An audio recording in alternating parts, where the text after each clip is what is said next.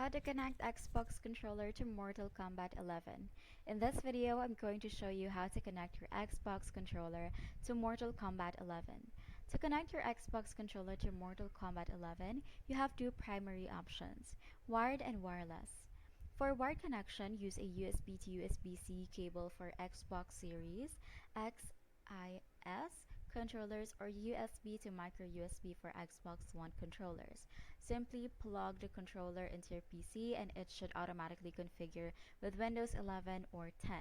For a wireless connection via Bluetooth, ensure your controller supports Bluetooth.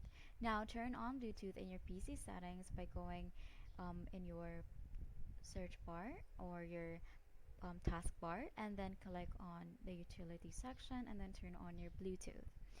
Um, Power on the controller by pressing the Xbox button and hold the pairing button until the Xbox button flashes. On your PC, add Xbox wireless controller from the list of Bluetooth devices. Once connected, launch Mortal Kombat 11. The game should recognize the controller automatically. If it doesn't, navigate to the game settings to configure the controller manually. Be aware that some users have reported issues with controller recognition, which can often be resolved by updating drivers or restarting the game.